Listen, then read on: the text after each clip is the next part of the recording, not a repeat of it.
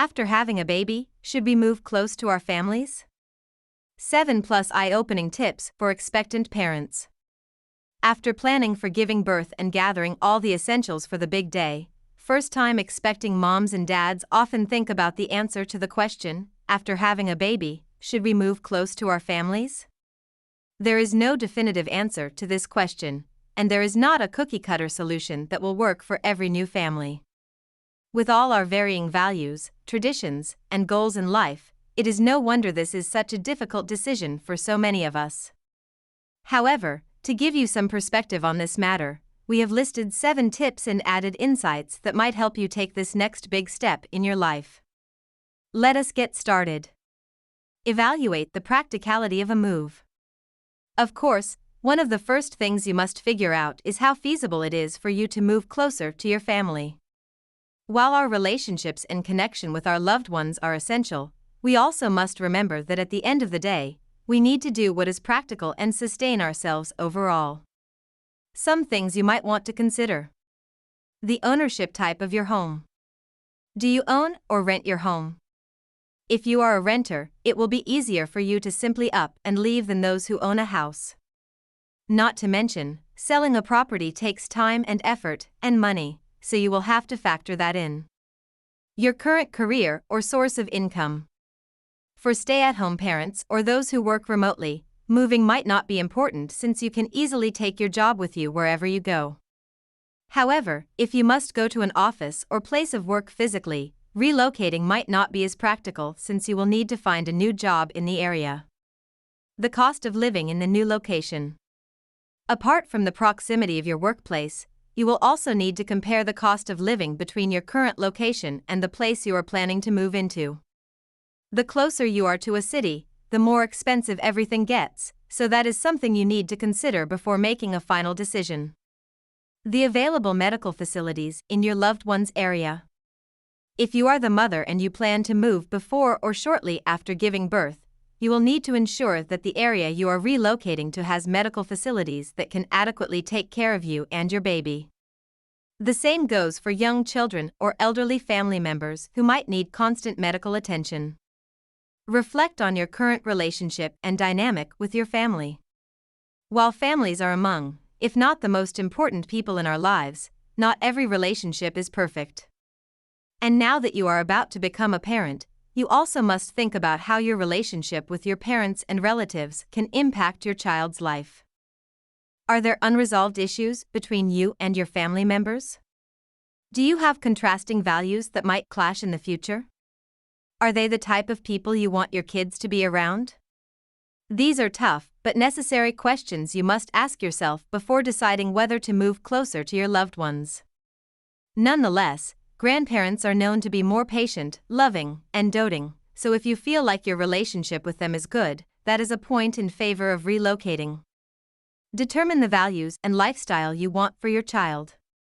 Apart from your dynamic and relationship with your family, you should also consider the kind of values and lifestyle you want for your child. For example, some parents may want to pass down their traditions and culture to the next generation, while others might prefer to start fresh and have their kids experience a different type of upbringing. There is no right or wrong answer here, but it is essential that you and your partner are on the same page before making a massive decision like this. Consider the education options in the new location.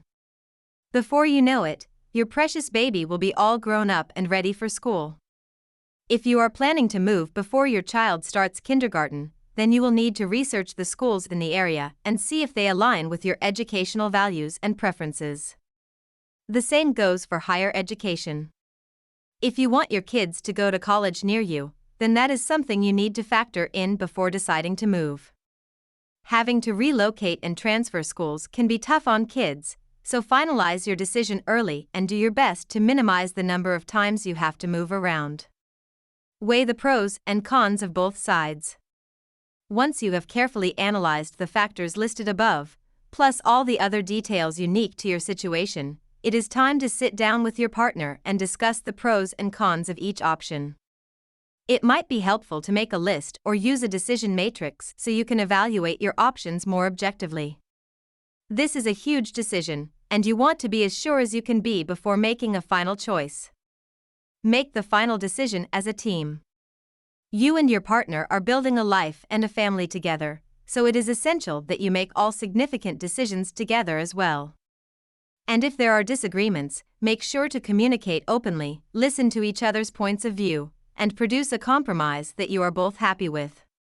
If you do move, be smart about it. Suppose you have decided to relocate closer to your family, congratulations. But remember, this is a big step, and you need to be smart about it. So, whether it is in the practical sense of finding an excellent place to live, or in the emotional significance of preparing yourself and your family for the transition, take things slowly and one day at a time. The potential pros of moving close to your families. Still not sure if moving closer to your family is the right choice for you? Here are some potential benefits that might help sway your decision. Grandparents can help with childcare. Many parents move closer to their families so their parents or in-laws can help with childcare. This is especially beneficial for working or single parents who might not have as much support. Moreover, this can be a solution where everyone benefits for both parties because the mom and dad get a little break, and the grandparents also get to bond more with their grandkids. In a survey on the expectations of Americans 65 and above, 25% answered in an open-ended question that time with their grandkids is what they value the most, while 28% responded that spending time with their loved ones in general. You can rely on your family for emotional support after having a baby. No matter how careful and prepared you are, becoming a parent is still a huge adjustment. There will be good days and bad days, highs and lows. And it is nice to know that you have a support system close by that you can rely on during those tough times. Your family will also be there to celebrate your joys and successes with you. From your baby's first steps to their graduation, you will be able to share all of life's special moments with them. You can set an example for your kids. Because your family is close by, your kids will get to see how important they are to you. They will also get to spend more time with their cousins, aunts, uncles, and grandparents, which can help teach them the value of family. If you are moving close to your parents, your kids will also see how you interact with them. This can be an excellent opportunity to model healthy family dynamics and teach your kids how to respect their elders. After having a baby, should we move close to our families? The possible cons of moving close to your families. Alright, those pros are convincing. But it would help if you considered some potential relocating drawbacks to being closer to your families. Differences in parenting styles. This is one of the most common problems that families run into. Even if you have a good relationship with your parents or in-laws, there is a good chance that you do not parent the same way. For example, you might have different views on screen time, bedtime routines, or food choices. Or your parenting styles are simply different in general. If this is the case, discussing it with your family before moving is essential. This way, you can try to come to a compromise or at least set some boundaries so that everyone is on the same page. Boundaries might be hard to set and keep. It can be tough to set and keep boundaries when your family is close. It is much harder to say no to your mom when she is right in front of you. You might also find it difficult to control your family's involvement in your day-to-day life. This can be a particular problem if you have parents or in-laws who are overly involved or tend to be helicopter grandparents. Higher cost of living. Even if the cost of living in your family's area may be manageable, it can still be a financial strain, especially if you will have to drive or commute farther for work. The prices of goods can also be higher if you are moving from a rural area to a more urban one. Of course, this is not always the case. But again, these are all things you will need to consider before making the final decision. Things you can do after having a baby. Whether you have decided to move or stay put, there are things that you can do to make the situation work better for everyone. Here are some of them. Hire a nanny or a family assistant. If you realize that moving may be too costly and challenging at this time, you can still ease the burden by hiring a nanny or family assistant. The former can help you with anything related to childcare, while the latter can help with some childcare in addition to personal assistant type duties such as household organization and managing a variety of errands and scheduling. This way, you can still have some assistance even if you are not living close to your family. Make sure that you hire them from a reputable agency and that you are comfortable with them being in your home. Encourage your parents to attend grandparent classes after having a baby. If you've decided to move close to your family and seek the help of your parents or in-laws with childcare, you can ask them to attend grandparent classes.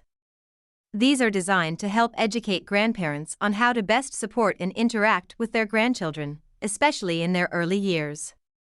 This can help set the expectations for their involvement in your child's life and ensure everyone is on the same page. It can also be a great bonding experience for them, plus an opportunity to meet other grandparents in the same boat. Communicate. Whichever route you decide to take, it is essential that you communicate openly, first with your partner and then with your family. This decision will affect not just you but also the people closest to you.